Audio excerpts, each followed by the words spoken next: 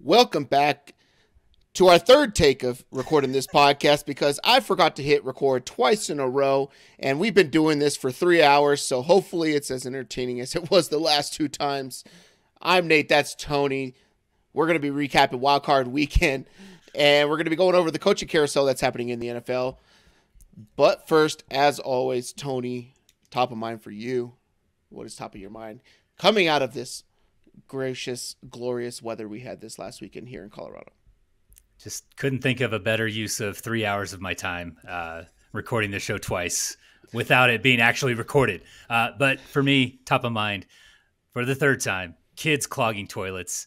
I don't know how it happens so often. I know you can relate, but it does. And my secondary AFSC job code for the nonners out there is now officially, or has been, toilet unclogger. Not even proper English, but that is how distraught I am. When did you have to unclog a toilet? Last night, tonight, recently. Were you lucky enough to only have to use a plunger? Plunger, fortunately. I know others aren't as lucky. God damn. My 6-year-old daughter clogged the toilet going into the weekend. Went to go plunge it. It was fucking stuffed, and it was right at the choke point, the trap area. God. And so I went out and I got an auger like the next day because it was like freezing cold. It was late at night. I was like, I'm not going to Lowe's right now. Whatever. I'm going to let and see if this water just like pushes it out throughout the night or whatever like that. Didn't happen.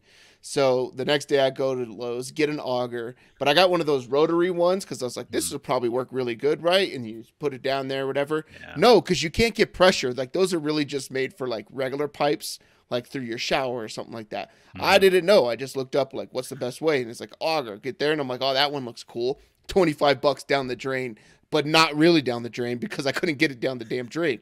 So I have an auger, and it's not like you can return that thing. You just push it down a whole toilet full of shit water. So don't tell me. Don't tell me you return them. I worked at Home Depot in a previous life. And I worked in RTV, that's like the returns. So we didn't do returns, but we dealt with them. Yeah. We got more than one. Oh, that's so gross. We got more than one. Oh, that's disgusting. It's so gross taking that thing out of the toilet because there's only one way to get it out of the toilet. That's with your damn hands. And I'm out of gloves. So I was washing my hands a lot this weekend. Yeah. And then, so I ended up going, I was like, fuck it, whatever. Like, I'm going to try all kinds of different shit. So rule number 1, don't put Drano down your toilet. It doesn't work. All it does is make like your bowl more slippery because it just sits to the end of it and it doesn't actually go down or whatever. So there's something, it doesn't do a good job or whatever like that. I tried dish soap because I read something about, dish soap will help like lube the sides of it. So when you plunge, it's more likely to come out. Problem is dish soap makes your plunger fucking move. So you can't get a good plunge. Mm-hmm. I don't know what's going on. Right. So I finally like look up like what's the best auger for a toilet. Right. And then you had told me about these ones that like push water pressure down. Those are pretty cool, but it was going to take me like 4 days to get one off Amazon. So I go back to Lowe's. I'm looking for another one in, let's say it was about negative 23 degrees, feels like here in Colorado. And I get this one that has like this big pipe essentially. And then the snake thingy goes down it, but you add pressure to it as you're spinning it like a charm, dude. $12. Got the little, like the lightweight one or whatever like that. Worked like a charm. The only thing is that thing's like 3.5 feet tall. So now you got to like I had to put it in the bathtub after because I was like, I'm not carrying this thing down when it's dripping wet, and because it's upstairs. Get that done. Get it out in the garage after I clean it up and everything like that. Now I got to go wash a bathtub because I just had a shit pipe in the bathtub, so my kids could take a fucking bath. But yeah, I feel you on that one. I definitely feel you on that one. Mm-hmm. Top of mind for me, one, we had the worst weather I've ever been in my life, in my life. Man. And that is comparable to, 138 degree, like, raw temperature in the Middle East, while it feels like 147, somewhere around that, right in the middle of, when you're like, back when you're serving the country, doing the Lord's work. Defending our freedom, no big deal. Protecting our borders. It's election season. I got to get all this stuff piped in so that when it transcript hits, maybe some like QAnon dude clicks on the video and actually likes football, because it'll, they'll be looking for that, defending the borders. But Yeah, showing up to the Middle East in the middle of June, not a fun time. There was no temperature here this weekend, Tony. For a long time, for about a day and a half, I looked, and it was either below zero regular temp or actually zero, but feels like in the negative 20s, and it was super windy. As someone who takes breathing treatments outside on the regular, let's just say throughout the day, it was miserable. I spent about 30 minutes looking for gloves. I know I had a good pair of gloves, and I didn't know where they were. Turns out they were in a box somewhere in my garage. But so having to be in the garage that's connected to outside, which is negative 20 something degrees. Very cold. To look for gloves for the hands that are actually frozen while going through boxes and stuff. It really hurt bad. Terrible, but I'm committed. I was committed. It feels good to be wearing shorts right now is what I'm trying to get to. This is the first time I've actually wore shorts, I would say, in probably like 3 months. Yeah. Like I haven't actually wore a pair of shorts. I've fallen in love with sweatpants, and I have a pair of like UGG sweatpants because I heard some dude talking about them that I like listening to sports stuff. He's like, yo, these are so comfortable. And like he stood up on a stream and was like touching them and stuff. Don't recommend buying them. They're kind of expensive, but they're probably the coolest thing that I own. And I wear those things all the time. It was, so on my way to work this morning, the walk in, I go in 6:30 most days. 30 degrees, 31 degrees. Yeah. The car said maybe some wind, right? So we'll say below 30. It was warm. It was warm. It felt really good. Yeah. After that cold front we just had, man, that Arctic air can just get out of here. Don't need it. Even yesterday when we went back to work on the Tuesday or whatever like that, I think it was like right around feels like 5 degrees or something like that by the time I got in. Sun was out, and I was like, gee, I don't even know if I need the jacket today. Like, this is awesome. And this is why I dislike Colorado right now, because it's really screwing with me. So if I decide to go to, let's say, Disney in October, if my family's listening, I'm not going to Disney in October. Please don't hit me up to hang out. But, and it's like, 65, 70 degrees. I'm screwed. I'm going to be sweating like a pig. Like, it's going to be terrible, but that's top of mind.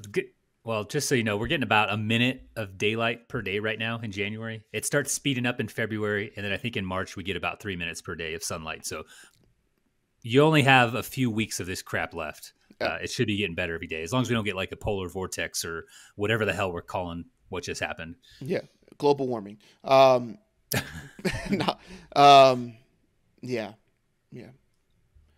Maybe by March we'll have golden bronze tans, Tony, from the amount of sunlight that we're getting. My kids come back from the summer, and they go to like Hawaii and stuff like that with their mom, because that's where she's from originally. And they go out there for like 2 to 3 weeks or something like that. Sure. And they come back just looking like immigrant children from the Philippines, because their mom's Philippine. So they're like so dark, right? And they take the sun so well. And all it does is like, we just slowly degrade it to where they're completely pale and look like emo kids by the time summer comes. And then they go out there and then get some sun. But let's move on to the sports and recap the games of the NFL Wild Card Weekend. We'll go in chronological order. Saturday, Texans 45, Browns 14. Joe Flacco reminds us why he was on the couch 2 months ago. Yeah, so didn't have a lot of guidance here, so I just have a point or two for each of these games. I agree. Joe Flacco, I think we talked about this on the last picking winners or the last recap. Yep. Like that, the glass slipper, the carriage was eventually going to turn to a pumpkin. It did. Houston, very young, very exciting team. Love, what D'Amico Ryans, Bobby Slowik, and those guys are doing with all the young talent, a couple key veteran pieces there. But yeah, we probably should have seen the pumpkin carriage coming. Right. Yeah. It's interesting to me because the Niners played the Browns earlier in the year, right? And granted, it was like a torrential downpour rain game and all that kind of stuff, but the Niners fell to the Browns. But I'm interested to see what happens this weekend with the Houston Texans when they face off with the Baltimore Ravens, because the Niners also played the Ravens and showed the Texans, who has a coaching tree that came from the 49ers, on what the blueprint is of what not to do, right? And it's the same system on the offensive and the defensive side of the ball. But I think it showed us what Myles Garrett really ends up meaning to that Cleveland Browns defense, because he was held in check by Laramie Tunsil for the majority of the game. And holding that dude in check exposed everything they had in the secondary, everything they had at the linebacking core. One dude that could make tackles for the Cleveland Browns and nobody else could. And it was awesome because it was like, I'm a big Nico Collins guy. If you go back to our who do we want on our flag football teams, Tony? I was getting laughed off the face of the earth when I talked about, I want Nico Collins on my team. 5 wide, baby.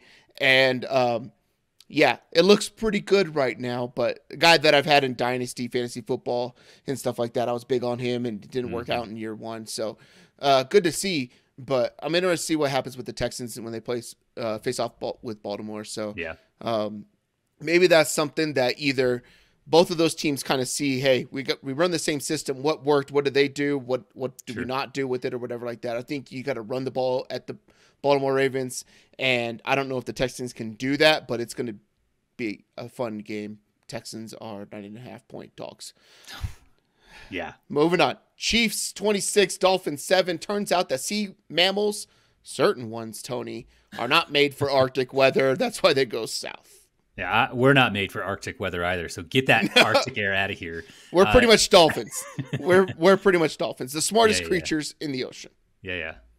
Miami at full strength may have made this matchup a little bit more even, but we've talked ad nauseum about injuries being kind of a natural part of the game, and every year there's a team that gets its ceiling knocked down a story or two because of them. I think that's just the Dolphins this year. It happens. It sucks. But I don't think they, in any way, shape, or form, we're going to win that game. I think the Chiefs had it from beginning to end. Yeah. Sub-zero temperatures like we had here. They got the same weather. It's only like 8 hours away, right? So it's close, yeah. Sounds like it's far, but when you're in the Midwest and the actual Midwest, because it's like the left side of the United States and not Ohio. Western side of the United States, Yeah, not in the Middle East of the United States.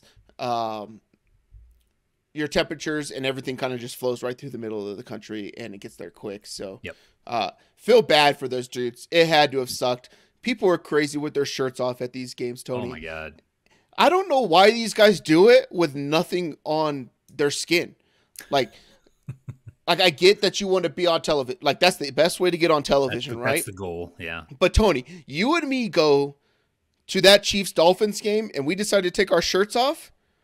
We have at Taco Corp Sports written across our chest with the logo. At least brand yourself. You're getting free commercial airtime that costs other companies millions of dollars to get, and you're going to get it for free.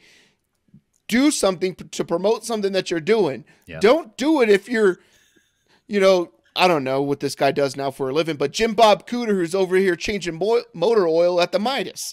Like, don't be that guy with your shirt off. Like, you can't capitalize on it. You're just freezing. Mm-hmm. You're freezing and your nipples hurt so fucking hard. And I know they hurt so hard because I go out in a thermal and like an actual like Under Armour styled thermal, right? Heat gear, a regular cotton thermal over that, a hoodie and a jacket just to rip a couple cigs for 6 minutes. And I'm fucking hard as a rock everywhere. It sucks. And Jesus Christ. I don't know if I would write it. I have a lot of hair. Some Italian. Oh, we could shave it. I'd have to shave it. Or we can get one of those hairstylists to like cornroll it, right? Oh, dude, that'd be so sick. That'd be so sick. You look like Allen Iverson's head in the early 2000s on your chest, all the way down to your belly button. I think it's time to move on, Nate. The O for Taco Corp could be right on your belly button. It'd be so good, Tony. Oh my God. But in this game, you could tell the cold affected both teams. I don't think that it really sways one way or the other on like, well, they're from Miami. Like, everybody's got to be in it, right? Like, it's the same thing with any style of game. It was interesting to see Mecole Hardman just quit on like a dime from Patrick Mahomes deep down the field. That would have been a touchdown. He's like, it's too fucking cold. Like, the wind chill is hitting me. I'm out. Like, that kind of sucks. Patrick Mahomes' helmet. There's one reporter who got a really good capture of it as soon as it like broke off. So the piece is like 1.5 inches away from it or whatever like that. It's a really cool photo that she ended up getting. That was pretty cool to see. A lot was being made of, the helmet breaking and safety concerns. And the company comes out and just like, Well, it did its job.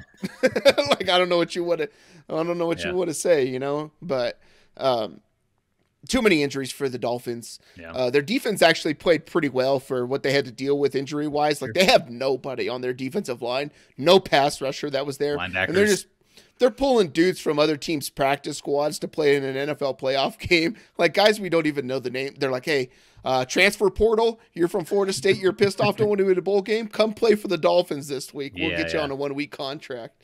You kind of feel bad for that team, but you wonder what they're going to do going forward, because there was no creativity out of that offense whatsoever. Like, you can't keep throwing bubble screens and stuff behind the line of scrimmage when you're getting pressed like crazy and you can't get traction, right? Yeah. Like, you got to do something over the middle of the field, and they just didn't do anything with that. So outside of that one long play to Tyreek that the corner just kind of misread, that they did nothing. It's like a fluke play, and they have no power run game. The Miami Dolphins, this would be something to think about going into next year, but they have no power run game, and I think that's what separates them from, like, the 49ers, right? When it's the same system, you know, whatever like that, same creativity. But the Niners are a power run team. They run zone primarily, but it is with force and actual, like, beating you down up the middle and stuff like that. And the Dolphins are more so get to the edges and stuff like that. So it's fun to watch, but it seems to not pan out well when you get into the playoffs. Sunday, the Green Bay Packers. What is this, Tony? My eyes are bad. Is that 48 points by the Green Bay Packers to the Cowboys 32? That is correct. It seems as if Jordan Love is kind of actually pretty good, and that's not good for all of the stuff that I predicted in the beginning of the season. Yeah, 48, and Cowboys number does say 32, but you could probably say it's about half that. A lot of that was garbage time. But Dallas, one of the, what would you say, 2, maybe 3 fraud teams that got the boot wild card weekend. But LaFleur and Jordan Love, they look amazing. And I love the wide receiver core. We've praised them on previous episodes and on the other show. But it seems like they have, like, 4 or 5 of those dudes on rookie deals, all buying into what they're doing, right, with Jordan Love. They can all kind of grow together. But I know they're about to get bounced against San Francisco. Go ahead, please you can don't. knock on wood Please or whatever. Don't. But thank you, Green Bay, for dispatching the Cowboys. We all enjoyed that. It's fun to watch. It's fun. It's entertaining just from the story standpoint, right? 3 decades of not making it to the NFC Championship game and all this kind of stuff. I thought that they were the biggest threat to the 49ers in the NFC. Sure. Just they have a vertical deep passing game, and that's what the Niners, if you could just get the ball out of the hands of the quarterback, you could beat the Niners, right? So, but the 2 turnovers in the beginning of the game by Dak Prescott really ended up hurting the team. Dak's numbers are phenomenal. Good in-game betting stuff. This is why I like in-game betting and actually watching the games, because you could tell, okay, they're not running the football again. This dude's going to throw it 50-plus times. He ended up throwing it 60 times, completed 41 passes. So when you're sitting there in the second quarter and they're getting smoked, Dak Prescott's sitting there with like a completions over-under of like 29.5. All he's going to do is throw it the rest of the fucking time. Take that. His over-under for passing yards at the beginning of the second quarter was 279 or something like that. And then he had over-under 1.5 touchdown passes was like juice to hell, right? Over to get to 2.5, or it was at 1, 2, 3 is what it was. But if you got to 3, it was like plus 400 or something like that. So it's like, what else are they going to do?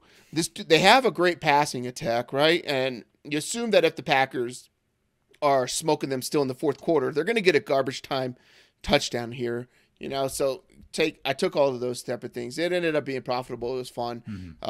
Had to check it at your house because we were sitting there watching the Rams game.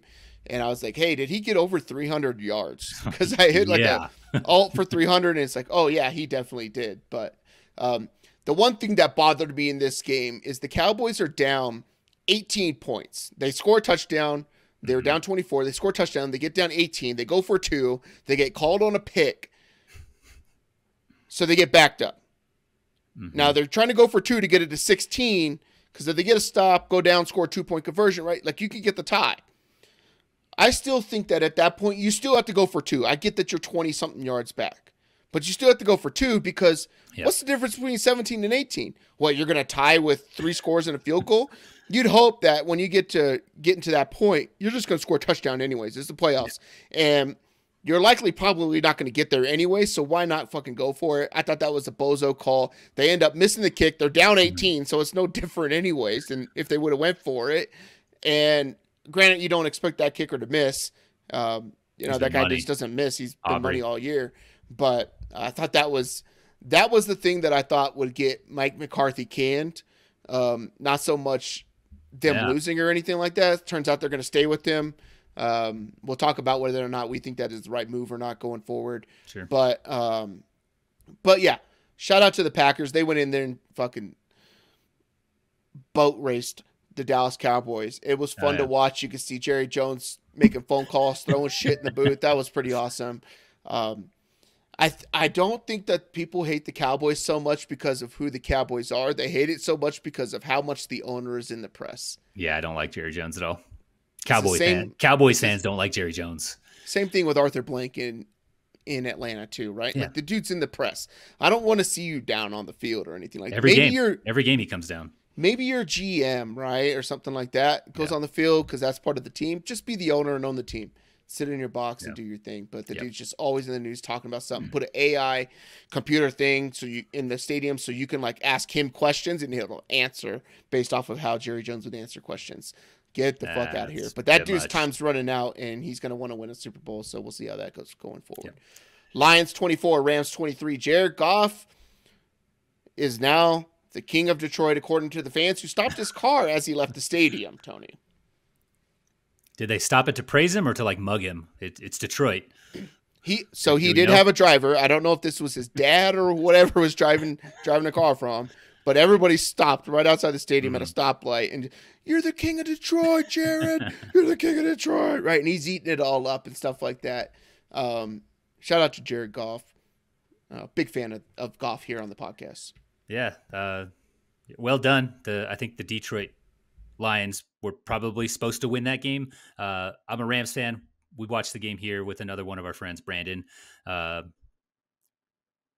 They were in it till the end. They had a shot to win that game.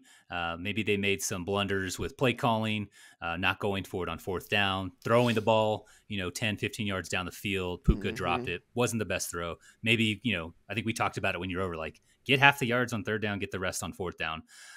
Clock management, timeouts at the end. But so maybe some blunders there on Sean McVay and that staff, but they almost won the game. Like, they were in it. So you respect it with a team that you and I both thought were going to be like a 6-win team at best, right? So I'm proud of the season. Sucks that they're gone, but now I can, root for any other team other than the 49ers to win it. So that makes life a little easier.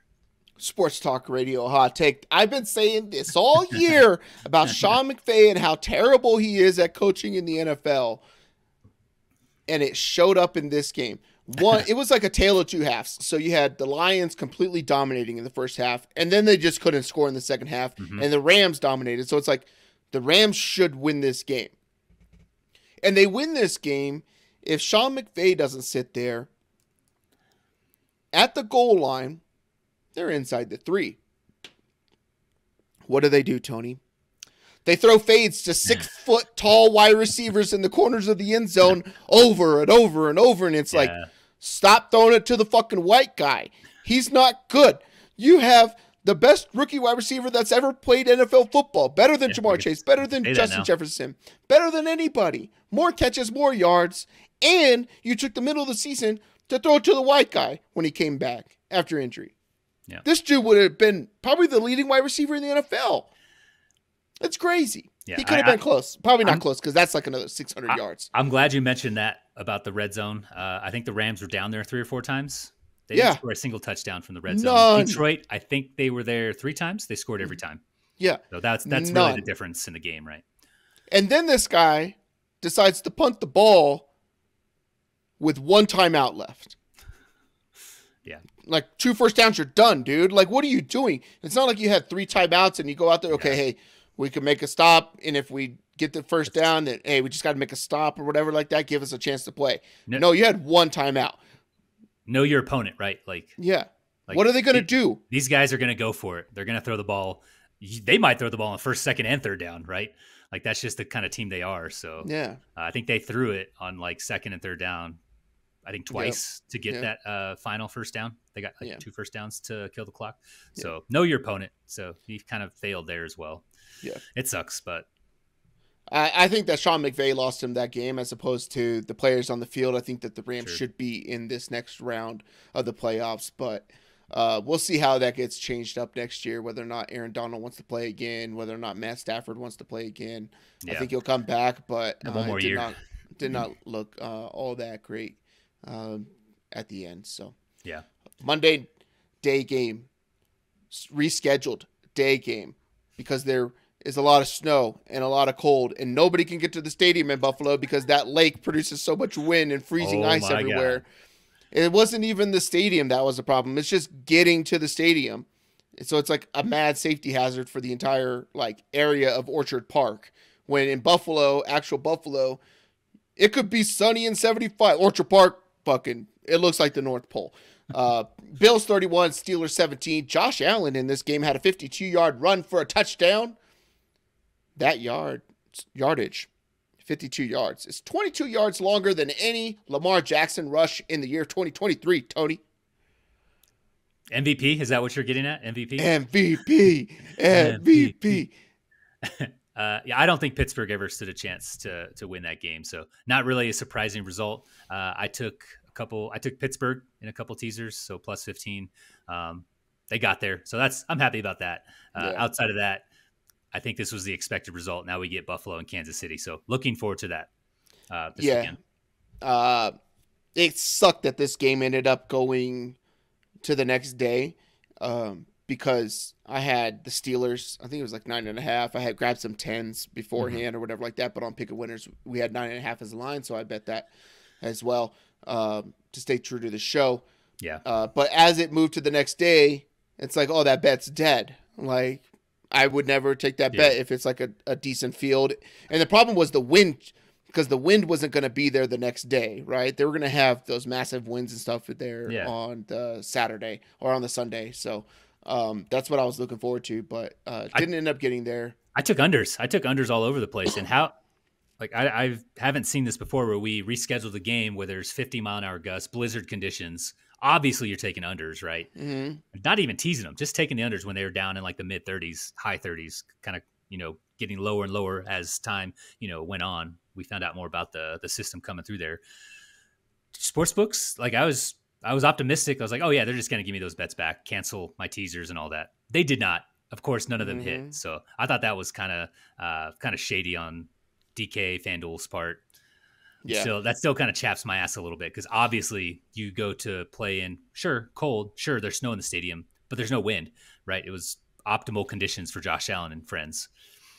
It's like 50-50 with some of these sports books where if the game is rescheduled to a new day, so the game has to play on the day that your ticket is there. Yeah.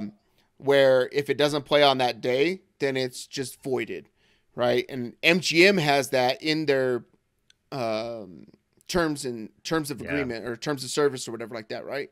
But their like sportsbook lead for MGM came out on the X Twitter and was like, nope, all bets will stand. And everybody's just screenshotting. Everybody's just screenshotting like, these are your book's terms of service. Yeah. Like, but because everybody's on these unders and stuff like that, they decided not to do it. There's going to be lawsuits out there because it's bullshit. So we talked about on our show, the other show, that started at 43.5. Mm-hmm. The day before the game, we were at 33.5. Yeah. We all assumed there were going to be winds in a blizzard. So I hate it so much. And yeah. So those bets were dead. I ended up betting the Buffalo side, like right in the first quarter. You kind of see it or whatever like that. I just bet the Buffalo money line to hedge out of everything and just basically break even. So laid a bunch to get out of it, but there you go. Not fun to do, man. Not fun to do, and it feels crummy, but it is what it is. Buccaneers 32, Philadelphia Eagles 9. Per sources, Tony, Nick Sirianni still hasn't gotten over the Colts firing Frank Reich, and it showed this last Monday night. Yeah. Why did we not see this coming? We both took Philly to win in the Picking Winners episode last week for the wild card round. Surely they could beat this team. Surely they could beat a team who beat Carolina 9-0. Yeah. Famous last words, right? I think those words came up verbatim from maybe both of our mouths. Definitely mine. But yeah, Philly was a train wreck. Tampa did their job. I am happy for Baker. Like I think that's pretty awesome. Yeah. And in the Bucks. But yeah, man, Philly, they're in trouble. I won't repeat all the things we've already talked about with coaching and injuries, but they're going to have to do some kind of shakeup there. So curious to see what they do. So this is why, so I usually don't, if there's a gap between the games, I'll set an alarm to 1 minute before the game time so that I'm not, at least I can see the first couple drives or whatever like that. Because that, I do like the end game, and I think you could tell a lot about a game pretty soon, right? But had I sat around and watched the pregame stuff, I might have seen Baker Mayfield coming through the tunnel, smelling salts. Smelling salts a couple times, and you're like, holy shit. Fucking Bucks to the moon. You just knew. You could tell, when I saw that clip after, I think it was on TikTok or something, I was like, if I would have known that, I would have bet it a lot earlier, man. I just let it ride. I didn't in-game this thing. Because it was just I don't know what to think or whatever like that. I'll just let it ride. Yeah, not good. But, you lose some, you win some. But congrats to the Buccaneers. Apparently, C.J. Gardner-Johnson is talking a lot of trash about Baker Mayfield. Said, they got some really good guys on that team. It'd be amazing to see what they did with a good quarterback, essentially. Oh, right? Damn. And what they could do with a really good quarterback or whatever like that, talking about Baker. And C.J. Gardner-Johnson talked about, they got Chris Godwin out there is playing really well, Mike Evans, Russell Gage. So then Baker came out today, and we're recording this on Wednesday. It's about tomorrow because this is our third time recording this. But Baker Mayfield came out and he's like, hey, basically said, I don't know what that's about because he obviously is not watching the film because that dude hasn't played a snap for us all year in Russell Gage because he got a torn pec or something like that. Really bad injury in the preseason or whatever like that. But Baker came out and was like, that dude's been good everywhere or whatever like that. Gave him a lot of respect. But C.J. Gardner-Johnson just wants to beef with everybody. I don't know if he's looking for brand deals or something like that because teams are wanting to cut his pay to, make room for other players or whatever like that. But I'm looking forward to Baker Mayfield and Mike Evans getting a lot on this outside secondary for the Detroit Lions. And I think it's going to be a good game. I would love to see Baker Mayfield end up getting to the NFC Championship game. That would be freaking awesome. That'd be wild. Even though the worst NFC Championship game that anybody would ever want to watch would be Packers Bucks right now, right? But the two worst teams in the playoffs on the NFC side end up getting themselves there. Yeah. But it could happen. Yeah, it could happen. Lions are doing some good things there, so it'll be interesting to see what happens there. But congrats to Baker. Eagles are. I think we'll end up seeing some stuff. We talked about it before. I think it just feels like when they stopped doing the tush push, Jalen Hurts was hurt or something was bad with the offensive line, right? And I feel like we're going to come out he's been playing with a torn MCL all year or whatever, or a meniscus or something like that because he wouldn't run for the second half of the year. After they got smoked by the Niners, the dude just wouldn't run, and they stopped doing the tush push. And it's wait a minute, this is your best play. And I was going to say, it's not just the tush push. It was his rushing. So I think it was a combination of Hurts being injured. Kelsey, he's probably banged up, right? He's 42 years old. And I think Lane Johnson's been dealing with some stuff all year. Yeah. So I think it's just a combination of that stuff, at least for those guys, not making excuses for the rest of the team. They've got issues all. Dumpster fire is probably an understatement, right? Shout out to Matt Patricia for taking over play calling halfway through the season and the defense becoming utter trash instead of sticking with Sean Desai in his first time as a defensive coordinator there. Yeah. Jesus Christ. But their team's just old. This is what was different about Bill Belichick used to get all this praise because he would always get rid of a player a year early, right? So he never dealt with the downfall of a player. The Eagles are the total opposite, where they just kept all the old veterans, like it was a Madden game or something like that. Where what, I'll get the level 87 Calais Campbell, and I'm going to sign him to a 3-year deal. He's going to play till he's 37 in Madden or something like that. But he's got the X Factor trait, so it's good, right? You can get away with it. It doesn't happen in the NFL. These dudes got smoked, and their secondary is old and slow and cannot read what's going on anymore. They ran a zero blitz, and the Bucks were, I think they were on they were inside the 30 or something like that. And they ran a zero blitz. Baker's like, yep, hey, be ready or something like that to Chris Godwin. So it's man-on-man coverage. And the corner isn't even understanding where the hell Chris Godwin is. The ball was underthrown by like 5 yards of where it should have been. And the corner was 3 yards behind Chris Godwin. He just turns around and catches it in the end zone. Mm-hmm. It was terrible. Bad look for the Eagles. Die, Eagles, die. Let's move on to the coaching carousel. So we're going to be talking about some of the current openings and big names available. And we could do this rapid fire, Tony. You don't have to hit every one of them. Sure. But with these teams, I'll go over them one by one. And you can just say nothing or who you want to see there, and maybe you want to elaborate. But who do you want to see, if you care, coach these teams? So the Falcons fired Arthur Smith. So I only have two that I care to speak to. Okay. There's a few that I'm not really interested all that much. I can expand on anything you say. But Atlanta, I would love to see an offensive mind step in there to unlock Kyle Pitts, Drake London, Bijan Robinson. Arthur Smith would have rather used those guys as decoys because, that dude's playing chess, right? Well, we're out here playing checkers or something like that. So he's playing 5D chess, but everybody only knows 4D, so it doesn't work. Yeah, it's some made up version that in his head he's beating everybody at. Quantum. But I don't know if Bobby Slowik leaves. I think it's probably enticing for him to stay and build with D'Amico what they're doing down there. But I think a Bobby Slowik personality, that mind would be good there. I think like a Ben Johnson, I think he's going to get hired somewhere. I think he would be good there. Definitely like an offensive mind. This is kind of a theme for me, even once we get down into our draft, but I think that would be the move just with what they currently have built in Atlanta. Yeah. So I will say that I would like to, now that the Dallas Cowboys, because I thought that would be a good spot for Bill Belichick.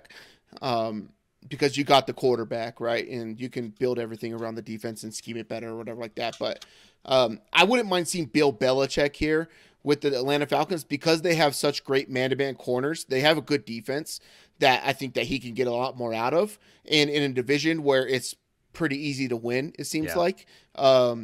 He could just bring in Josh McDaniels as the offensive coordinator. Like, Josh McDaniels as a head coach is fucking terrible, but Bill Belichick and Josh McDaniels as like head coach OC, and you have Bill Belichick basically running the defense, I think that it would be fucking phenomenal in Atlanta because Josh McDaniels as the OC is actually pretty damn good. He just can't do everything. And I think that it's so bad. I think that would be cool. And maybe they can get some, maybe if they do that, do they trade for a Justin Fields and get rid of their high pick, right? And you just bring in Justin Fields and build with that? Or do you ride with Taylor Heineke or try to fix Desmond Ridder or whatever like that. But I don't think Bill Belichick wants to be in a fixing of a team type of thing or whatever like that. So I think they'd have to bring in a quarterback, maybe convince, Kirk Cousins to take less cash or whatever like that. But I doubt that that's going to happen. Yeah. So he seems to be a Minnesota guy. Panthers fired everybody along with Frank Wright. Anything there? I'm not interested. They're a mess. I have no idea what those guys are going to do. They have needs on both sides of the ball. They need to stop throwing beer on fans. That's not a good look for your owner. So, man, I really don't know. I don't want any of the big names to go there because it would be a waste. Look what just happened to Frank Reich, right? Didn't even make it the full year. So let's not talk about Carolina. That's a good spot for like Dan Quinn to go get shit on again. Raiders in the season fired Josh McDaniels. They had Antonio Pierce as their interim. They need to hire Antonio Pierce. We just saw this. They messed this up with Rich Bisaccia, the special teams coordinator, right when Gruden got the can. He did well with that team. He got more out of the team than Gruden was getting. I believe they made a wild card or at least made it competitive for the rest of that season. What do? They let him walk. They bring in McDaniels, completely wrecked him, shipped out Devontae Adams, quarterback from college, really made him upset. Really a waste of 2 years for Las Vegas, right? So they need to do the right thing. Pierce did well, got a lot out of those guys. The players have bought in. They need to give him a shot doing this for the entire season, see what he's worth, right? Yeah, and I think if you want to, bolster something within the team, then maybe you go and try to hire a different offensive coordinator and just pay him head coach money. Like, we need someone to run the offense, and that's your whole thing or whatever like that, because we got the guy who can lead people, and he's defensive minded, and he wears, the black forces and all that kind of stuff. He's a Raider dude.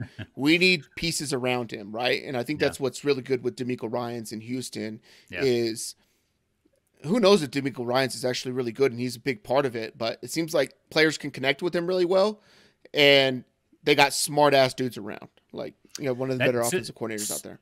So good point. They can do this intelligently, right? Bring in an offensive mind. If it doesn't work with Pierce, now you have a head coach to step in and be your Shanahan, your, LaFleur, offensive-minded CEO-type head coach, right? So yeah. I dig that. Chargers fired Brandon Staley. What another mess this is. What's enticing? Yeah, you're, I think, over the cap, or your contracts are a mess with some of those guys who are aging out. But you have Justin Herbert. Yeah. You have Justin Herbert. You don't need much around him. You just got to get someone in there who's competent. I wouldn't say Brandon Staley was that these last few years. Yeah. You want to see Harbaugh there? Harbaugh seems to be the big name that people think are going to go to. So I think Los Angeles. I think the last couple of days, why McCarthy was hired is because Jerry Jones got those guys on the phone, Bill Belichick, Jim Harbaugh, and they said no. Yeah. And I think Jim Harbaugh said no because, as you've kind of alluded to, he's probably going to the Chargers. I think he's made comments about liking Justin Herbert, or that's been like one of his guys. So I think it makes the most sense. I would do it if I was him, with kind of all these teams that we have left. Yeah. And what the Chargers have failed to do over time is build the front, seven, or the front seven on defense and the front five, the offensive defensive lines and stuff like that. And that is what Jim Harbaugh is so good at. And as a 49er fan, I hate that. I hate that I just said that, because I hate when people write that on social media. As a 49er fan, I have a lot of respect for this. Or as a Packer fan, no one gives a fuck. Just say what you want to say. But as a 49er fan, he made what this Niner team is and what the Niners have been over the last, let's say, almost a decade, right? Mm-hmm. Is because he came in and built offensive line, defensive line, and was like, oh, wait a minute, this is how you really win football. And this is going to be our strong suit. And then we just have to find people around it or whatever like that. And he's done it everywhere. He did it at San Diego State. He did it at Stanford. He did it with the 49ers. He did it at Michigan. And that's what won Michigan a national title. They had the best. There was talks before the season. Who's going to have the best offensive line? Notre Dame or Michigan? And it turned out to be Michigan. Notre Dame might have a tackle go higher than anybody on Michigan or whatever like that, but in the draft. But that's what he's so damn good at. And if the Chargers do that, maybe they don't have so many injuries all over the place, right? And they have a phenomenal quarterback. I think they need to bring some youth and stop going. And I love that they have all the tall wide receivers, but maybe shape up what they do on the offensive side a little bit more, and get a running back who can pound it up the gut. So I've got two things before you move on to the next team here. One, saw Michigan. I was at Disneyland when they did the Rose Bowl appreciation thing for those teams or whatever. They were there. We were behind the Michigan offensive line multiple times. I don't know their names. You can tell by the size, the height, and how freaking wide these dudes are. They were massive. They were walking like a group of seven or whatever. So they took up some space. San Diego is a state. I thought San Diego was a city in California. I don't know, man. I heard a story about some guy who said that he knows that that's the smell of a dead body because he's from San Diego, and it made no sense to me. So I heard that story today out of a guy at work. So interesting. Titans fired Mike Vrabel, probably the most shocking firing of the entire NFL postseason, offseason, after the regular season, or whatever you want to say. Anything you want to see here? I think this team's going to be a rebuild type project. I love Mike Vrabel, but what he was doing was trying to win when really they probably needed a down year, right? To just kind of replenish the stocks, right? On offense and defense. They have some needs, and I don't know if they get them in 1 year. Probably going to take a couple years. Not sure who's going down there, but I know Derrick Henry, he grabbed the mic and made the speech, so he's done. So, in Dynasty, if you have, Tyjae Spears, that's cool. That might be something. I accidentally auto-drafted him, and I didn't want him, and it turned out to be phenomenal. He's good. I like him a lot. Chase Brown from Cincinnati at the time, because I was like, good. Joe Mixon hadn't signed yet, right? Because this was right after the draft or whatever like that. So I was like, oh, this dude has a chance. I'm not interested in anybody. It doesn't matter. Probably a good spot for a Pete Carroll or something like that, where the city will fall in love with you. Maybe. Commanders fired Ron Rivera. Anything here? No, you saw it coming. I know new ownership there, right? Was it like Josh Norris or John Norris or something? They just hired like new management and stuff. So they're going to get their guys in there. Not sure who that's going to be. Kind of enticing with some of the, at least offensive pieces, right? You got Terry McLaurin went to terrible school. They have some pieces there. Brian Robinson's good on the ground. Gibson's okay. Jahan Dotson. So they have some pieces, a couple good pieces on defense. Not going to be competitive right away, but I don't know. I don't want to see any of the big names go there. That's for sure. Yeah, interesting because they hired like the Golden State Warriors dude who was like in charge of basically getting that whole Warriors dynasty team together or whatever like that. I take issue with that because that was Jerry West. That was not that guy. I don't know that guy's name, but Jerry West built that team. I follow Jerry West. He was with the Lakers. He put the Shaq Kobe team together. He put that Golden State team together. He put the Clippers team together, didn't win a championship, but they were competitive. He put the Grizzlies together, right? Marc Gasol, Zach Randolph, those guys, Mike Conley. That guy's just like, he happened to be in the leadership chain when Jerry West was cooking. Yeah. Shout out to the Lakers. I don't care about your Laker fandom. It's terrible. But shout out to the Lakers and the Dallas Mavericks for hitting an under 244 total tonight.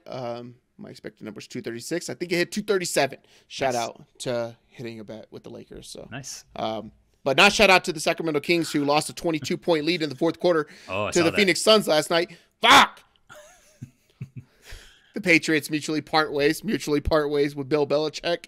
They hired Gerard Mayo. You think that's a seemingly good fit or anything? I don't really know anything about the dude. He was like a coach for 4 years and then gets the head coaching job and then comes out about a bunch of social justice stuff in his opening press conference, which is pretty wild for the New England Patriots to have that stuff coming out of their, locker room, I guess you would say.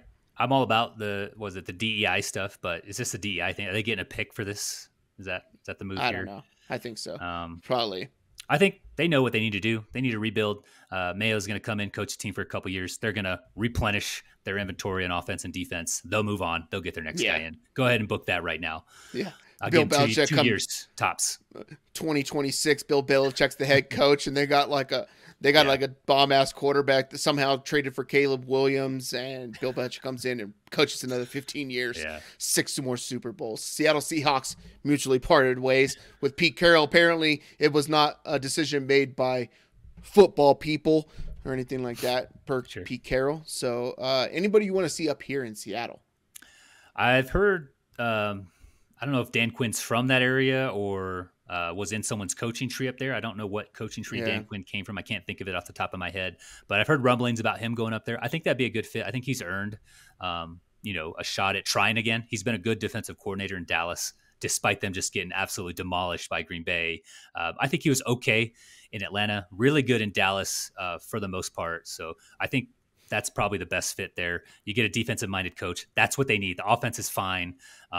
They can bring someone in to coach that offense. The defense needs work because on paper, that defense is pretty good. Yeah. They just, for whatever reason, couldn't put it together in 2023. So I would like to see that. Yeah, I think they need to get a little bit better, like in the D tackle spot and then linebacker, but they have one of the better secondaries in the entire NFL. Like they've drafted really good at corner. So, real quick, what happens with the following teams? We talked about the Dallas Cowboys. I had that listed there. McCarthy staying. You with it or without it?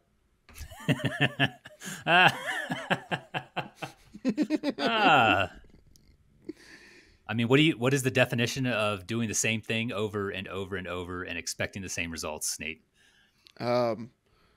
Mental illness, or it's sanity, mental ill. It's what plants crave. What do you guys want, Jerry? You want another repeat in the playoffs in 2024 because that's what's going to happen. You just re-signed him.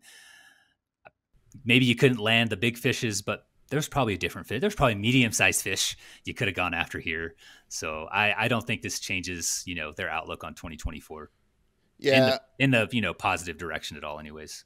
It's crazy you talk about, and we'll touch on this in here in a bit, but like Mike Tomlin, when it's like, it's praise that this dude can go over 500 for like 15 straight years, right? But when you're the head coach of the Dallas Cowboys and you got a high profile quarterback and all this kind of stuff, and you're an owner, and you're America's team, and you have like a $75 billion stadium that apparently if you go into it, you can't actually walk the full circle around it. You got to stay within certain areas. Go fuck yourself, Jerry Jones. Allegedly, that's what I've heard from people who have been there. Maybe it's just certain sections or certain levels or whatever like that. But I don't know who else you're going to get though. Like who else is really there to like get your team over the hump? And Mike McCarthy's going to get you 12, 13 wins, get you in the playoffs.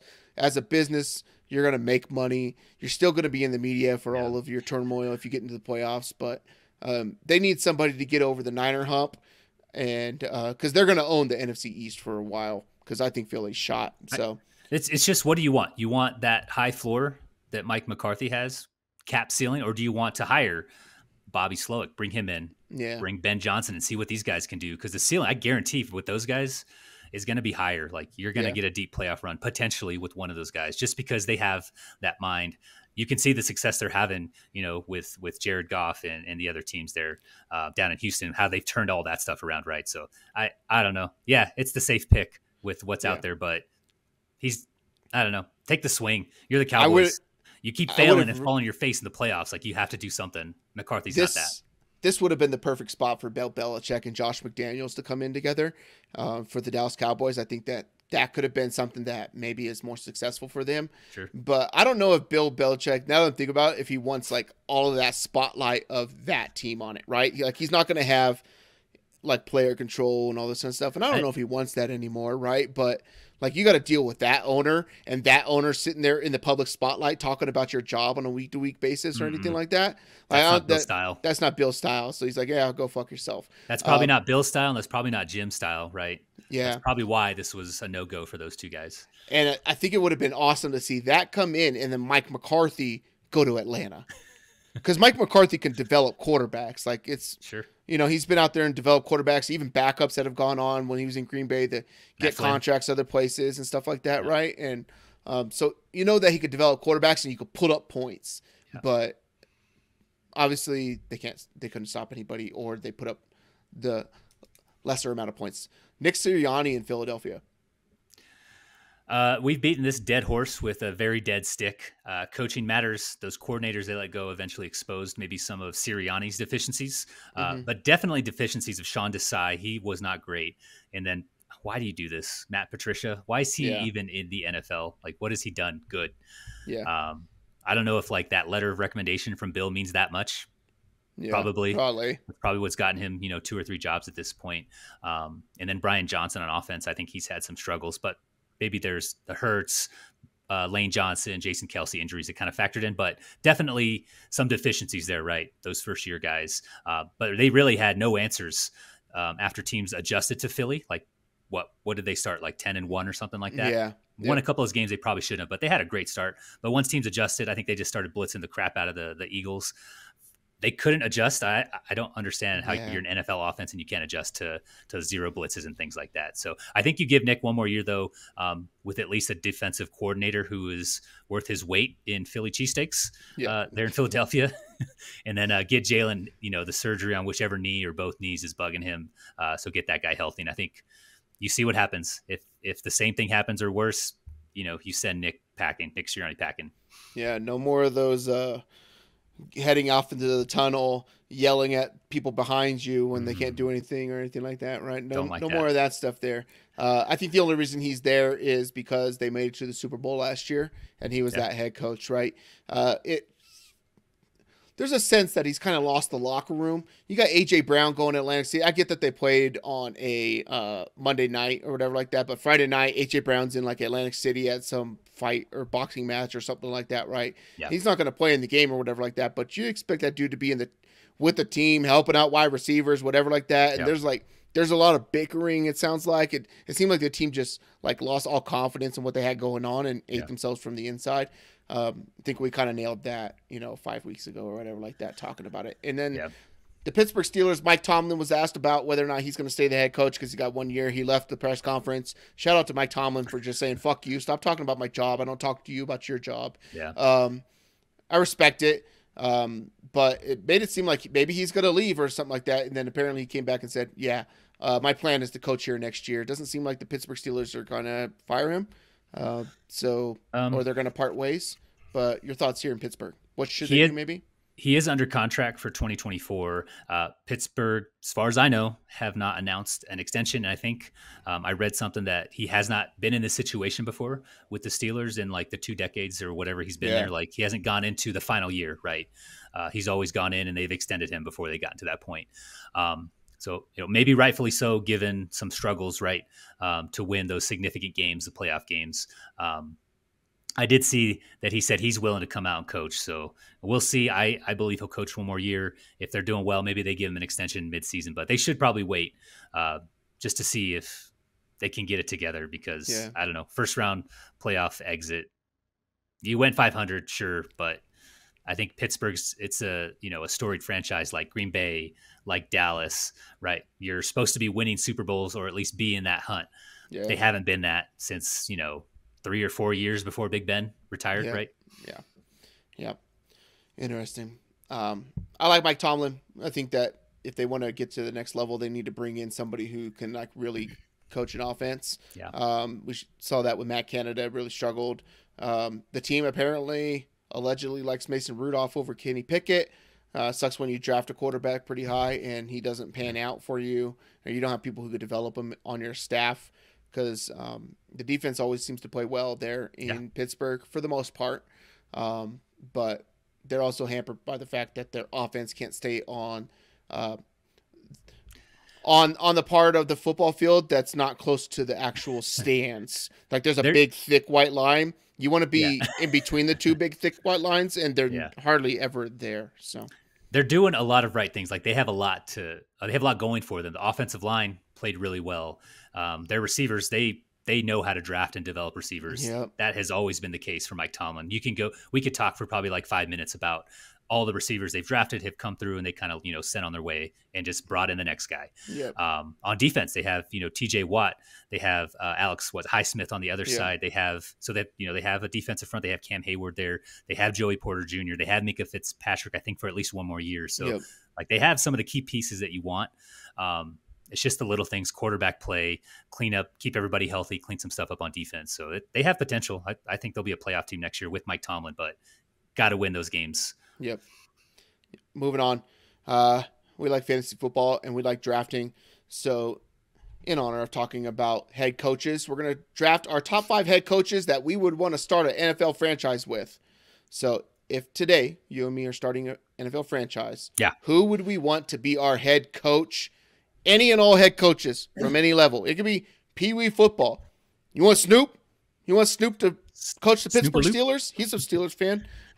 You could pick Snoop.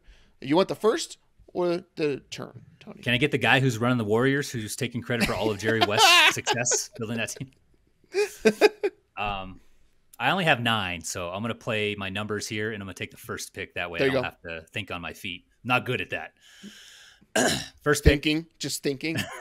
And being on my feet in general. Yeah. Getting older, balance. You lose that as you get older. First one though, Andy Reid. Anywhere he goes, success has followed him. Hasn't really mattered who the quarterback has been. He's obviously had some good ones, right? But he had success with Alex Smith. Luckily, he was able to transition from Alex Smith to Patrick Mahomes after he held the clipboard for a year. But the defense has always been good. He's brought in guys to run that for him, right? But he's been such a net positive for his team, regardless of where that's been, for his team's offense. The team always loves him.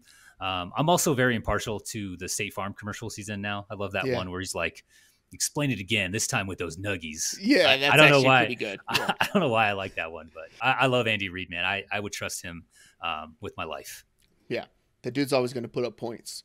So, and you're going to have a good running game. That was my number 1 as well. I'm going to go with Kyle Shanahan. I want one of the better offensive minds in all of football. Does it struggle at times? Yes.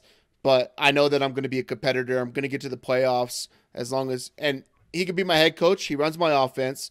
He's really good at grooming coordinators, right? And grooming staff to be good coaches, bringing a good defensive mind, and we're going to have a pretty solid team. So done it with any style of quarterback out there, running quarterback, pocket quarterback, immobile quarterback, half mobile, Mr. Irrelevant, first round pick, that you traded up for and said that you were going to get Mac Jones and conned the Patriots to get Mac Jones somehow after you took a guy that you ended up trading to the Cowboys, who apparently no one thinks should be a starter anymore. That's kind of crazy how that happens. But I'll take Kyle Shanahan. I want points.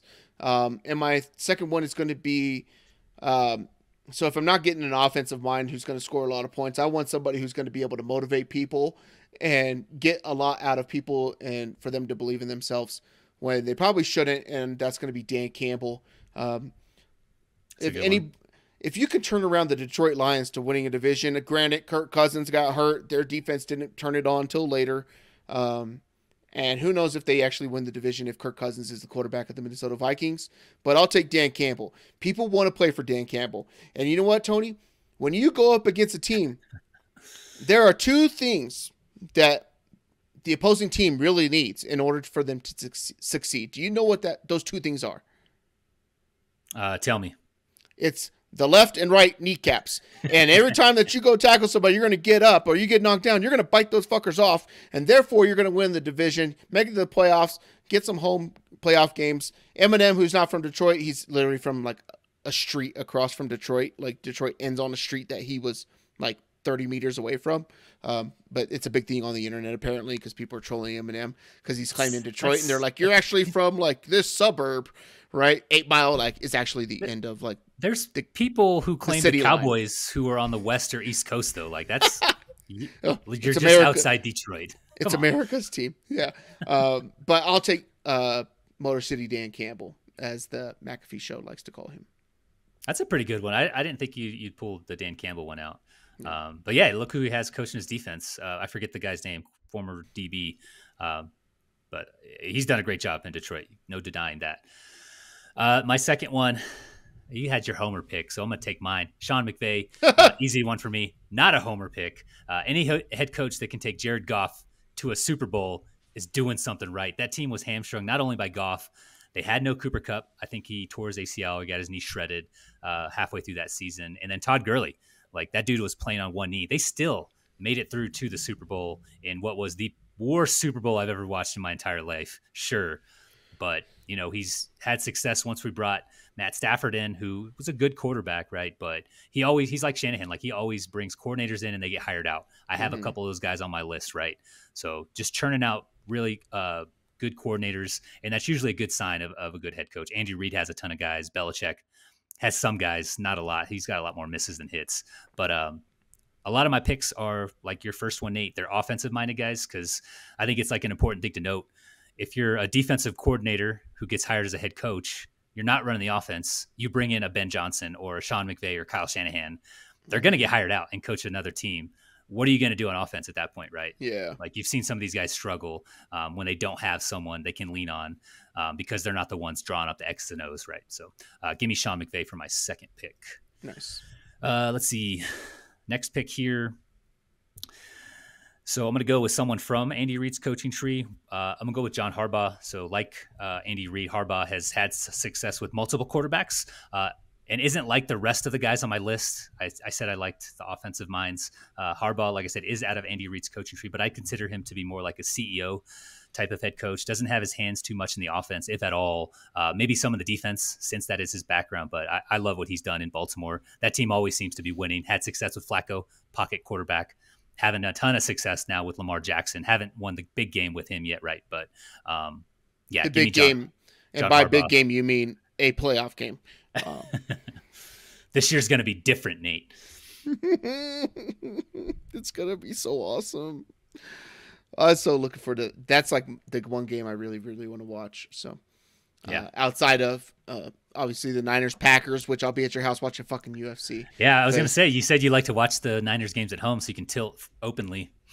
But it's not going to be the focal point of what we're there doing. So your spouse has adamantly said, no, fights will be on this TV. Because she was like, we're like, when he said, I could put the other monitor right here. She's like, what the fuck? She was so mad. We'll have the fights on the TV above the mantle, and we'll have the big TV on the floor on a table or something with the game on. Yeah, that's good. This one scares me, but it feels like there's something there, right? And I'm going to go with D'Amico Ryans as my third. And it's just because it feels like he can connect with players to where they want to be there. It's fun.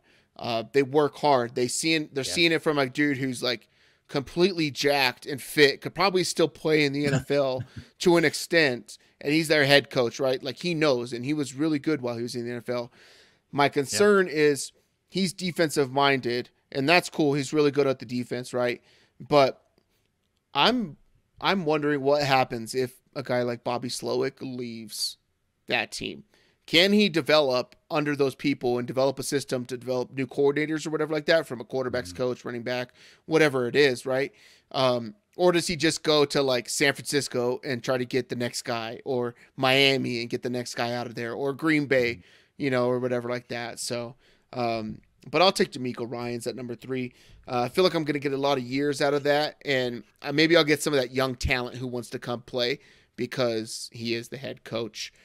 I had D'Amico Ryans on the tail end of my list, but I had some of the same concerns noted here. Because what happens when, like, your version of, was it Brian Johnson, Nick Sirianni has run that offense? What happens when he comes up? He's not Bobby Slowik. He's not Shane Steichen. What happens, right? Are you able to maintain that level of success with a young core there too, right? With CJ Stroud and those guys. It's one of those things where risky. I'm just hoping he was able to like, hey, we all need to learn from each other, because that's what made the Niners really good, right? The Niners, it doesn't matter who comes in and out. Granted, the head coach is like the offensive coordinator, but all those coordinators are coming out are dominating everywhere else in the league as well too, as they're getting other coordinator jobs that pay more or whatever it is, right? Or position coaches that become coordinators. So my number 4 is going to be, I'm going to go with Mike Tomlin. Same kind of thing with Dan Campbell, where I think this dude can actually like motivate and lead people. Granted, he is defensive minded, so I need somebody offensive, like a really good offensive mind there. But I like the way that Mike Tomlin operates. It's strictly business. It's football. He feels like a football guy. If I'm in like a grungy city, right? Like, I don't know where you could be that's really grungy other than like Pittsburgh. Like you go up to Seattle with Mike Tomlin, or somewhere like that, Tennessee, one of these grungy type teams or whatever like that. Like Mike Tomlin's going to make them a winner, and they're going to be competitive. And if I can just get into the playoffs, make some cash, maybe I could hire a better guy later on, whatever. But he's going to be able to build a culture within that team to where now we have something brewing, right? And that's, as I got to the tail end of my list, it was about culture, right? So that's what I was looking to. Culture and identity for my team, Mike Tomlin. I like it. I like both of those picks you just had.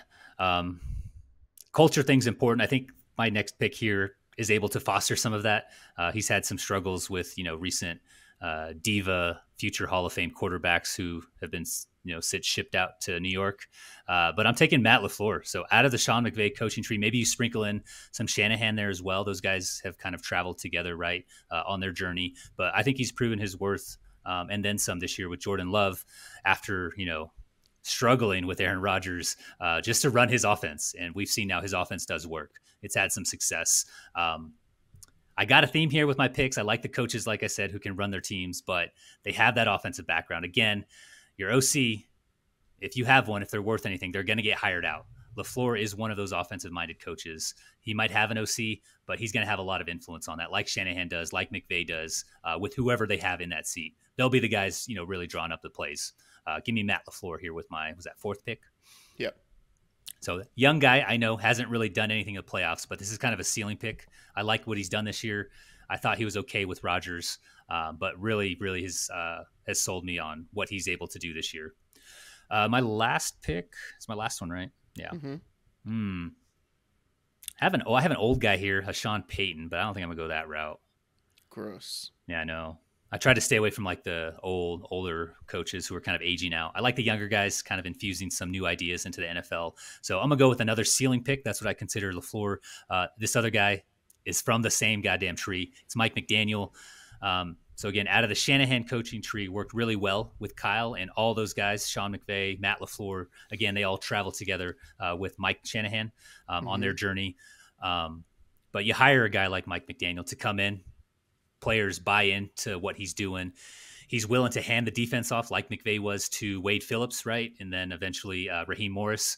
Mike McDaniel this year recognized deficiencies on his defense. He brought in Vic Fangio. Vic Fangio's defense is something that has countered what McVay and Shanahan like to do and has had some success. If not for the injury luck, I think would have been in a better position to have, some more playoff success, but it is what it is. But give me Mike McDaniel with my final pick. That made it tough because I was going to take LaFleur. And the other three, I'm just kind of like, I haven't ranked. I have my 6th guy, my 9th, and my 10th. I guess I'll just go with my 6th guy. Damn, that's hard. Yeah. I'm going to go with Pete Carroll. I would still take Pete Carroll as a head coach in the NFL. This is what a culture thing too, right? But he seems to be very energetic for being like 72 years old. It's crazy how a lot of these coaches, like they're in their 70s and they don't look a day over like 55, man. Like Pete Carroll's still out there running the scout team, throwing footballs around. Yeah, there's guys who are older than my dad, and my dad's like 73, and they look way younger than my dad. Like my dad just hasn't worked for a while. He's been retired for like 10 years or something like that. And it's like these guys just got it flowing through them, man. That brings them so much youth and energy. And no matter how bad the Seattle Seahawks could be at a certain time, Pete Carroll always had that energy and that thing that players wanted to play for him.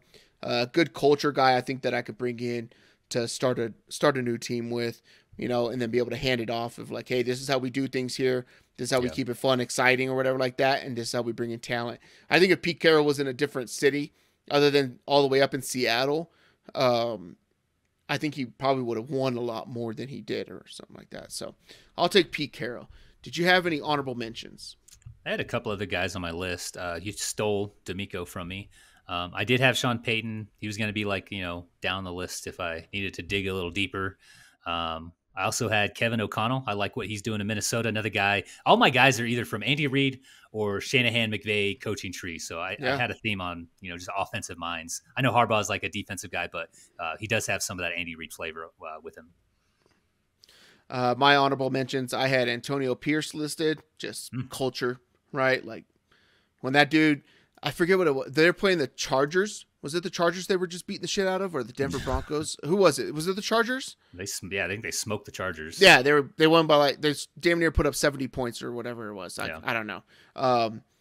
And they're winning by like 4 touchdowns at the halftime, 5 touchdowns or whatever it was.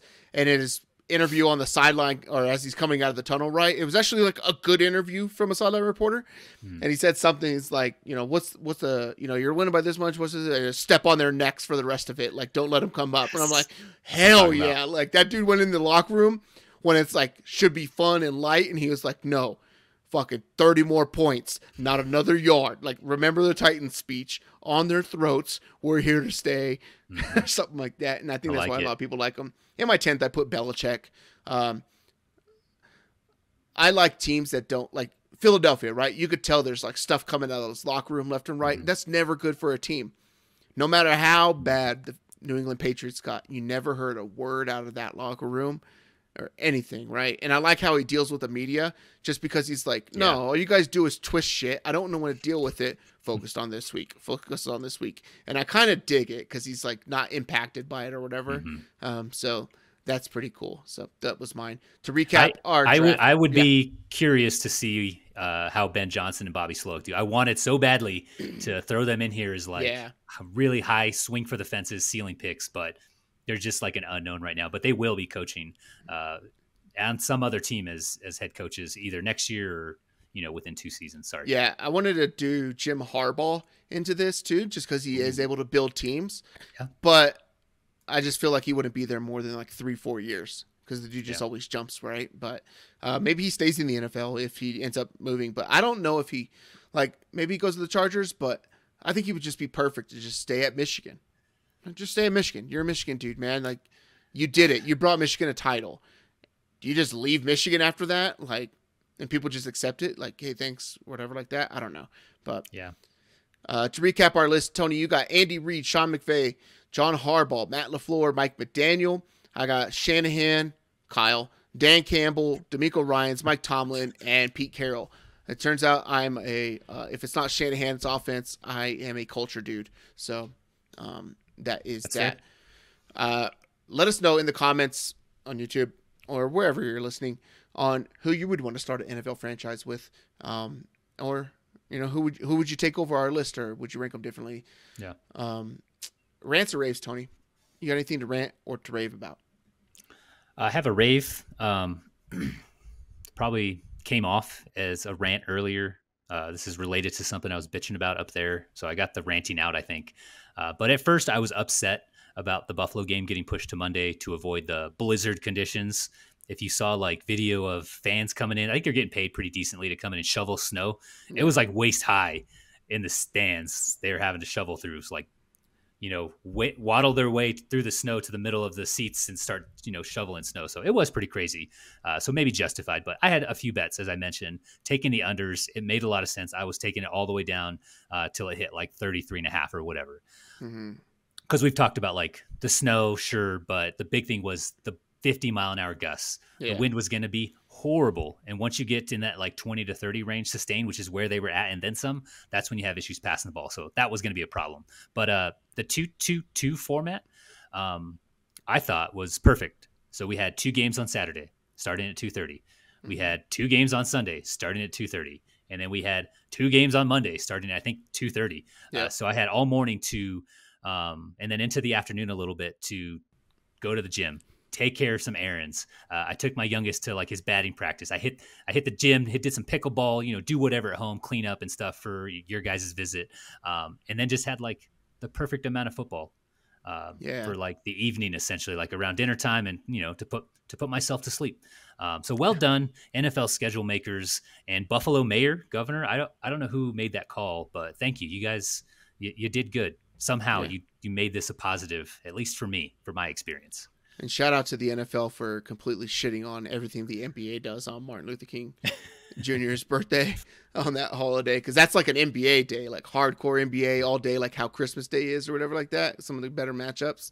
No one was watching the NBA that day. Everyone was watching the Buffalo Bills. Yeah.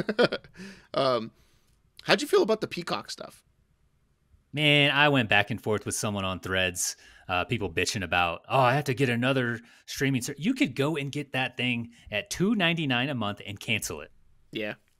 $2.99. And then this person or multiple people were like, well, then I have to get internet to actually stream. Nate, who does not have internet at this point? Allegedly, the president of the United States says not everybody has access to the internet, Tony, and a lot of people aren't smart enough to get the internet. This guy was saying, I have to pay over $100 for internet. Who's paying over $100 for internet? I pay $50 and I get a gig internet. I know not everyone has fiber, but like I was paying $60 for Comcast, not fiber, for like 100 megs. Come on, man. Yeah. Your people are bitching just for the sake of bitching. I know it sucks that the NFL is on Amazon. The NFL is on ESPN. The NFL is on, Peacock now. Where's it going to be next year? We're going to have it on Hulu or whatever, some other platform. Fucking As far as I know, week in and week out throughout the regular season for the NFL, this is the only sport where they stream multiple games, like double headers, on multiple networks. Yeah. Consistently for us, for free. Go get yourself an antenna, some bunny ears you put on top of your TV, right? What other sport does that? Stop bitching about $2.99. I thought that was stupid. My only concern with it is once the Super Bowl becomes pay-per-view. And what happens if the Super Bowl is like $69.99? Granted, I didn't pay for Peacock. I found a website and I streamed it. So go fuck yourselves. I don't want to pay it. I'm cheap. But it is what it is. But you got to deal with it. So that's what happens when everybody cord cuts. Like, to the audacity to think that the American public is smarter than business people. Like, there's a reason why their buildings are really tall and their furniture is better. They're going to outsmart you. Oh, you think you're going to get away from this? Nope, you're going to want to stream it. So everything's $15 a month, nickel and dime. Yeah. Subscriptions is the way that business is going for everything. The problem is they can all collude. They're like, okay, I'll take The Office from Netflix. You already have your movies. I'll put The Office on Peacock. And then another, show that owns something that's like, I forget what you call in Syndicate or whatever. Like, okay, let's take my show from in Syndicate and put it on Paramount or something like that. Like, they're working together. We all have our own. We have 15 different streaming services you now need. That's going to cost you more than an Xfinity cable package used to cost. But don't do it. Be like me. Do the promos. do the free trials, and then just cancel it. Do it again with another email account, man. I've done it with Sling, with Paramount, with Peacock. You name it, I've done it. For the listeners, Tony makes the annual trip or a monthly trip to Best Buy to go get Tony's the guy who had AOL internet for like 4 years, just off 15-minute internet CDs from your local grocery store that would be at the front counter at the cashier. For anybody who didn't grow up in the 90s, you know nothing about going to the grocery store where you only had to pay cash. They're all right there. He still has all the AOL discs. If he runs out of fiber internet, that guy's dialing up. One disc for 15 minutes to log you into the internet, another one to get your email that you've got, and it'll notify you if you got email, like with words. It's pretty awesome. The computer will talk to you to let you know. There was no speakers in the computer. Somehow it told you got mail. It was fantastic. My rant is going to be about Domino's fucking pizza. So one, Tony, I've given up fast foods. So we don't do fast food anymore. I don't do drive-thrus is what I don't do. Because one, I don't know what it is, dude. Just think about this. Next time you're driving by somewhere and there's a drive-thru, just think about how depressing it looks like. That long-ass drive-thru line of people just waiting for like the shittiest food that they can get that they're going to pay like $40 for or whatever, right? It just looks depressing to see like outside of, let's say, Arby's. And granted, you'll never see a line outside of Arby's, right? But for some reason, there's a line of 7 cars, and it takes forever to get your food. And then you're going to take it somewhere, and by the time you take it somewhere, it's cold or whatever like that. And then your order's fucking wrong. And so you can't go back and get it or anything like that. Or you're like the McDonald's here by our house, the one down Constitution and Powers in Colorado Springs, if you're from the Springs. You could be the only car in the drive-thru, Tony. You'll get up to the window to get your food. They'll ask you to pull around. Fuck you. No, I want to stay here. Because then you pull around, and then they don't even bring everything for your order. So you look through the bag, and it's like, yo, I'm missing this.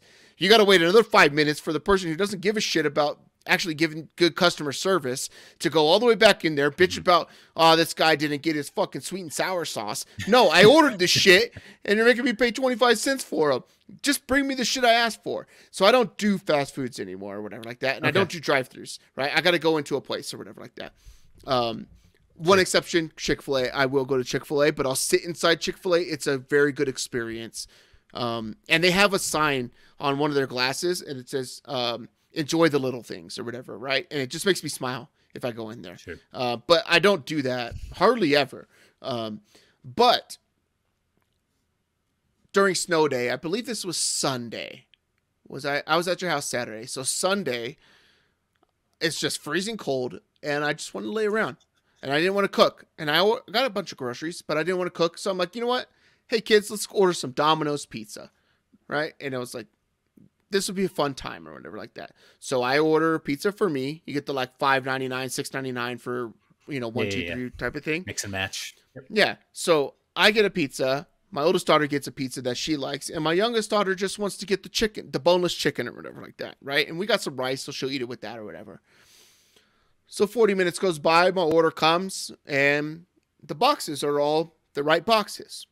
And I don't know anybody who checks their order at the door to make sure it's their order. Maybe I should have done this, because I get back, and in the chicken box is the hot wings. So they're actually buffalo wings. My 6-year-old daughter's not going to eat buffalo wings. Like, she just can't take it, right? Open up the pizza boxes. They're not my pizzas. I look at the receipt that's there, because it's so dark outside that when I signed it or whatever like that, didn't see the name or the order. Just, okay, yep, it's the same price because the person has the same things, right? 3 for 3 things. Yeah. Didn't get the right order. I got someone else's order. So I'm like, God damn, what the fuck? So I go to the app, whatever, because I'm like, yeah, I'll see if there's a thing to be like, yo, I didn't get my order or whatever like that, right? Domino's Pizza, if you order the wrong thing, they will reward you with 40 Domino's points, which is the equivalent of 2/3 of a medium-sized pizza. Or you can get a voucher for 1 large pizza up to 3 toppings. I just spent $30, and I like tipping. I like tipping. That's like one of my favorite things to do. So I give the driver $20. Hey, it feels like -20 out here. You're over here driving, delivering me food. I don't have to go out. $20. You're feeling miserable. Maybe this brings some joy to your life. And the lady was like, wait, all of it? Are you serious? Like, I was like, yeah, it's yours. Oh, thanks so much, or whatever like that. Mm-hmm. Maybe that changes her night. Maybe that changes her day, how she's a giving person later on in life or whatever like that, right? So nothing, right? I'm like, fuck this. I'm calling the Domino's. So I get on the phone. There's this dude who's like in a complete panic because they're getting a bunch of orders. He's sweating. You can tell he's sweating. He's breathing hard. And I'm like, yo, I just received somebody else's order. Here's the name of the person and their order. Here's my name or whatever like that. Maybe the driver hasn't gotten to there, but I have someone else's order or whatever like that. Okay, what would you like me to do about it? And you can tell he's like busy and stuff like that. And I'm like, well, what can I do about it, right? And he's like, well, I can refund you, or we could just remake it, right, and deliver it or whatever. Mm-hmm. I was like, yeah, can you just remake it? Because honestly, I didn't want to eat anything that I had. It was just disgusting. Like, I forget what it was, but it was gross. So he's like, yeah, but it's gonna be a little bit. It's gonna take some time on a remake or whatever like that. I'm like, okay, cool, whatever, right? So we'll eat a little bit of this or whatever like that. Maybe that's immoral. I don't know, whatever, right? But in that instance, Tony, what you should do is just take the refund and then reorder it and pay for it again, because it was 6:30. Domino's Pizza, the one Barnes and Tut right down the road from you. I know which one. Right? Domino's Pizza closes at 1 a.m. Can you guess what time my remade order came to my house? 11. My remade order, as of Wednesday, 11 p.m., has not showed up to my house.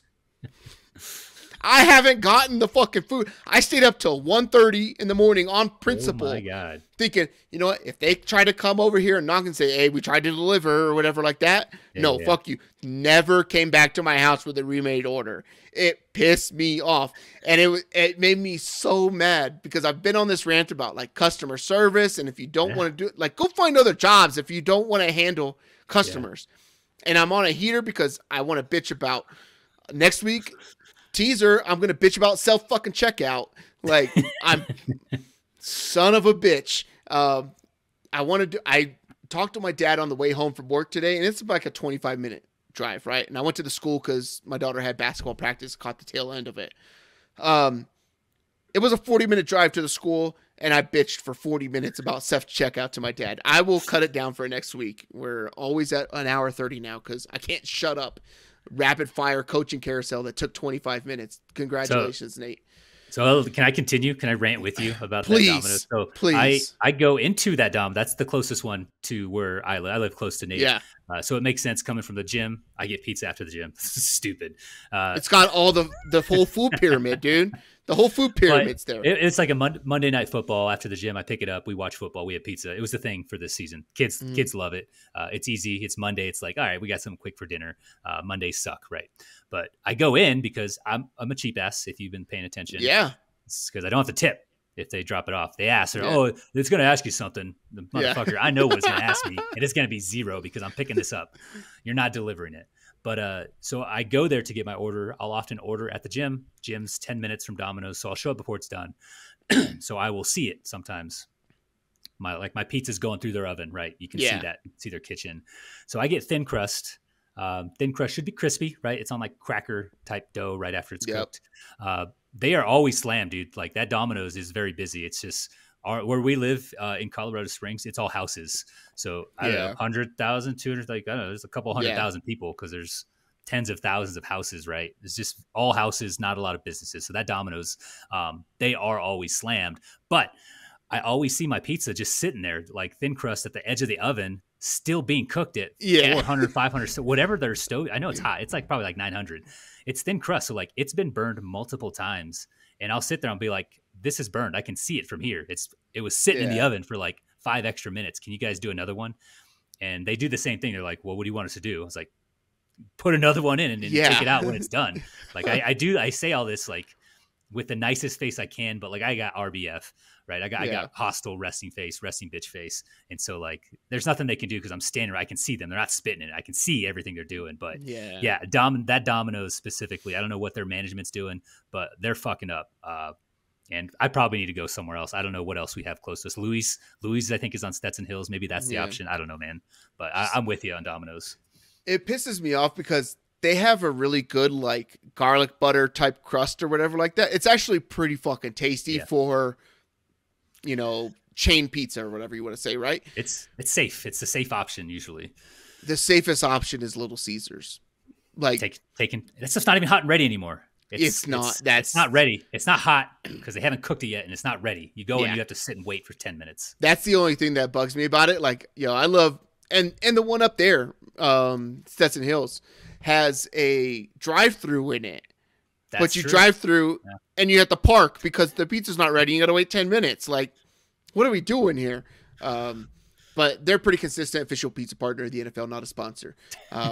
That's our Thursday night thing. So Thursday night football was always pizza or whatever like that, because then we could left over it for Friday and I don't have to cook and that makes just sense. Chill. So, that was fun. Tune in next week for self-checkout rant by Nate. So our clock, as we've actually recorded this one, is an hour 30. What are we at total, Nate? This is insane. 4.5 hours. We decided we were going to record super early so that we can get to bed a little earlier, because a lot of times we start recording at like 9:30 and then we're done by 11 o'clock. What happened? The football podcast god said, nope, you will be done at 11 o'clock. You think that if you bring in Mike McCarthy one more year, it's going to get better here because you have a trajectory. Nope. No. Same old shit. Different day. SOS. Same old shit, different day. Thanks for everybody for listening. If you are still here, congrats to Nick on winning a championship. I know Nick's still here because he always listens to the whole thing, always comments, or he sends me a text about the episode every now and then or whatever like that. But if you're not subscribed to the channel, please subscribe to the channel on YouTube at Taco Corp Sports. And whatever podcast platform you're listening on, we thank you. It's fun doing this stuff. We just like talking to each other. And this is one of the only times all week we talk to each other, other than, hey, I sent you some notes, or this is what we're going to do, or whatever like that. And we live less than a mile away from each other, Tony. And we work less than half a mile away from each other. Also, I could probably throw something at your car from my building. I got a cannon for an arm, so don't tell me I can't throw half a mile. I have thrown a pigskin over Pikes Peak from my house, just like Uncle Rico. But leave a review, 5 stars if you want.